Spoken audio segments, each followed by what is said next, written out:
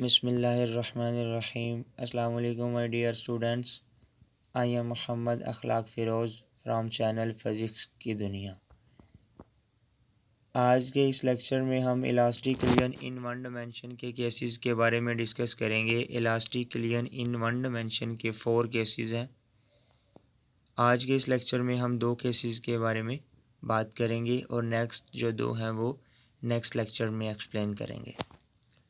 Case number 1 जो है उसमें कहता है कि when m1 and m2 are equal, मतलब ये जो m1 है वो बराबर है m2 के, कि दोनों जो मैसेज हैं वो सेम साइज़ के हैं, दोनों का जो मैस है वो बराबर है, और जो मैस m1 है वो वेलोसिटी vi से मूव कर रहा है, हरकत कर रहा है, और जो मैस m2 है वो वेलोसिटी v2 से हरकत कर रहा है बिफोर कोलिजन, टकराने से पहले। टकराने के बाद क्या होगा? टकराने के बाद जो मैस m1 है उसकी वेलोसिटी v1 प्राइम हो जाएगी और वो बराबर आएगी v2 के। ये किस तरह से आती है अभी हम कैलकुलेट करेंगे। और इसी तरह ये टकराने के बाद जो m2 है उसकी वेलोसिटी हो जाती है v2 प्राइम, तो वो बराबर आएगी v1 की। ये किस तरह से आती है ये भी अभी हम एक्सप्लेन करते हैं। तो यहाँ पर ये जो v1 प्राइम और v2 प्राइम है वो वेलोसिटीज़ हैं मैस m1 की और मैस m2 की रिस्पेक्टिवली। अब हमें पता है कि v1 प्राइम की वैल्यू ये होती है और v2 प्राइम की वैल्यू ये होती है। ये इलास्टिक इन वन डायमेंशन वाले टॉपिक में हमने कैलकुलेट की थी। v1 प्राइम जो है वो वेलोसिटी है मैस m1 की, टकराने के बाद वो होती है m1 minus m2 into v1 divided by m1 plus m2 plus 2m2 v2 divided by m1 plus m2। ये वैल्यूज़ जो है वो आपने याद कर लेनी है, जो इलास्टिक इन वन डायमेंशन में हमने कैलकुलेट की हुई थी। अब इस केस में वो कह रहा है कि m1 और m2 बराबर हैं। इसका क्या मतलब है कि जहाँ पर m2 है वहाँ पर भी आप m1 ही पुट कर सकते हैं, या फिर आप m1 की जगह पे m2 पुट कर सकते हैं, ये आपकी मर्ज़ी है। तो आप m1 को जो है वो m2 के बराबर जो है वो ले सकते हैं। तो इस वाली इक्वेशन में जब हम m2 की जगह भी m1 पुट करेंगे तो देन हमारे पास जो इक्वेशन आ जाएगी वो v1 prime is equal to m1 minus m1। m2 की जगह भी m1 हम लगा देंगे और बाकी जो है वो सारा एज इट इज़ लिख लेंगे। तो नीचे भी m2 की जगह m1 आ जाएगा और v1 साथ ऐसे ही आ गया, प्लस 2m1 इस m2 की जगह भी m1 आ जाएगा, v2 divided by m1 plus m1 इस m2 की जगह भी m1 आ जाएगा। इसको मज़ीद सिंप्लीफाई करेंगे तो ये m1 माइनस m1 ज़ीरो हो जाएगा और ये v1 साथ ऐसे ही आ गया, और m1 प्लस m1 जो है वो 2m1 हो जाएगा, प्लस ये 2m1 v2 जो है ये एज इट इज़ आ गया, और m1 प्लस m1 जो है वो 2m2 हो जाएगा, m1 हो जाएगा। ये ऊपर ज़ीरो है, जब ये इसके साथ मल्टीप्लाई होगा तो ये सारे का सारा जो फैक्टर है वो ज़ीरो आ जाएगा, और यहाँ पर 2m1 से कैंसिल हो जाएगा तो v2 बच जाएगा। तो v1 प्राइम की जो वैल्यू आ गई वो v2 के बराबर आ गई है। अब सिमिलरली जो v2 प्राइम है उसकी वैल्यू कैलकुलेट करेंगे तो उसका फार्मूला ये होता है। इस केस में भी m1 बराबर है m2 के, ये हम फर्स्ट केस की बात कर रहे हैं। तो हर केस में जब हम बात करेंगे तो हम v1 प्राइम और v2 प्राइम की वैल्यूज़ जो हैं वो कैलकुलेट करेंगे। तो अभी ये पहले केस की हम बात कर रहे हैं, तो इस वाली v2 प्राइम की वैल्यू कैलकुलेट करने के लिए भी हम m1 बराबर रखेंगे m2 के। अब v2 prime is equal to, ये 2 एज इट इज़ आ गया, m1 v1 divided by m1 plus m1 plus m2 की जगह पे m1 आ जाएगा, इस वाले m2 की जगह पे, तो माइनस m1 आ गया। और नीचे ये जो m2 है उसकी जगह भी m1 आ जाएगा, बाकी एज इट इज़ हम लिख लेंगे। अब यहाँ पर ये वाला जो फैक्टर है वो ज़ीरो हो जाएगा। क्यों ज़ीरो हो जाएगा? m1 माइनस m1 जो है वो ज़ीरो हो जाएगा, माइनस माइनस ज़ीरो, तो ये वाला फैक्टर जो है वो ज़ीरो हो जाएगा।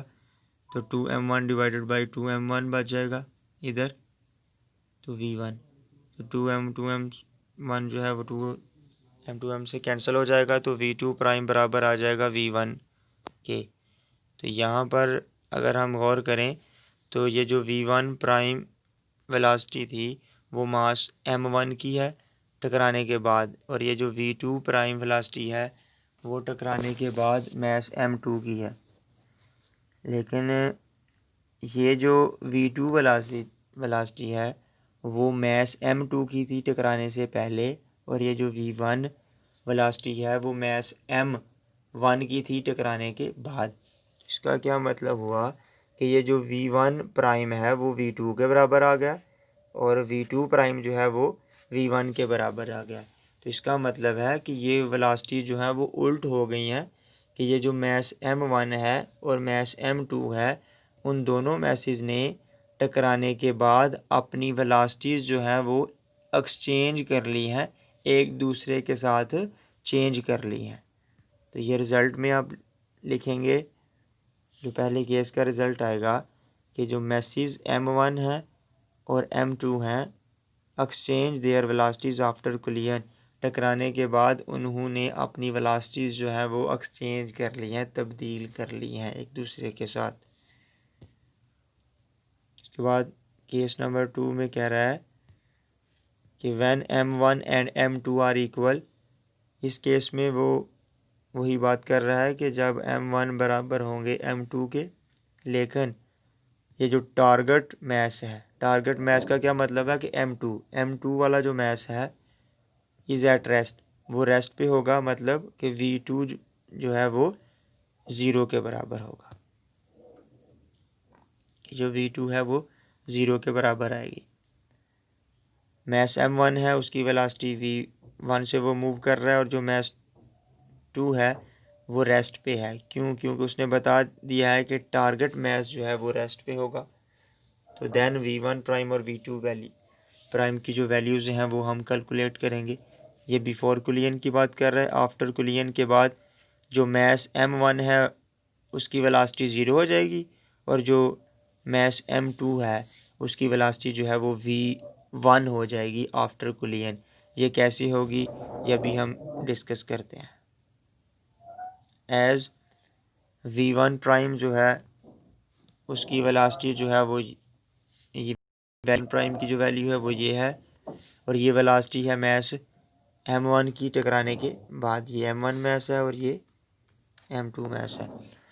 ये वेलोसिटी v1 प्राइम है मैस m1 की टकराने से पहले, टकराने के बाद, और ये जो v2 प्राइम वेलोसिटी है वो मैस m2 की वेलोसिटी है टकराने के बाद। इन दिस केस m1 बराबर है m2 के, और v2 जो है वो ज़ीरो है। ये वैल्यूज़ जो हैं वो हम पुट करेंगे इस वाले फार्मूले में। तो m1 की जगह m1 ही रहने देंगे, और m2 की जगह भी हम m1 पुट कर लेंगे, और v2 की जगह जो है वो हम ज़ीरो पुट करेंगे। तो v1 prime is equal to m1 minus m1 into v1 divided by m1 plus 2m1, और इस वाले v2 की जगह भी ज़ीरो आ जाएगा।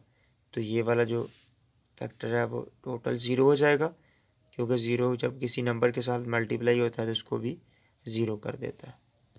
तो बाकी क्या बचेगा, यहाँ पर भी m1 माइनस m1 जो है वो ज़ीरो आ जाएगा, तो ये वाला फैक्टर भी ज़ीरो और ये वाला फैक्टर भी ज़ीरो। इसका मतलब है कि v1 प्राइम जो है उसकी वैल्यू जो है वो ज़ीरो प्लस ज़ीरो ज़ीरो हो जाएगी। v1 प्राइम जो है वो ज़ीरो के बराबर आ जाएगा। अब हम v2 प्राइम की वैल्यू कैलकुलेट करेंगे केस 2 में ही। तो v2 प्राइम की जो वैल्यू है वो फार्मूला जो है वो m2 माइनस m1 है इंटू v2 है, divided by m1 plus m2 plus 2m1 v1 divided by m1 plus m2। ये वही फार्मूला है जो हमने पिछले केस में भी पुट किया था, लगाया था। इस केस में भी जब हम देखा हमने, तो m1 बराबर है m2 के और v2 जो है वो 0 है। इस वाले फार्मूले में भी पुट करेंगे तो v2 prime is equal to m1 minus m1 और v2 की जगह 0 आ जाएगा और 2m1 v1 divided by m1 plus m1। ये वाला फैक्टर तो सारे का सारा 0 हो जाएगा क्योंकि 0 इसके साथ मल्टीप्लाई हो रहा है और बाकी जो बचेगा वो आ जाएगा यहाँ पर 2m1 v1 divided by m1 plus m1 है तो 2m1 v1 divided by 2m1 है। 2m1 जो है वो 2m1 से डिवाइड हो जाएगा और 2m1 जो है वो कैंसिल आउट करके तो उसके साथ कैंसिल आउट करके तो जो v2m1 से कैंसिल हो जाएगा तो जो v2 प्राइम है उसकी वैल्यू जो है वो आ जाएगी v1।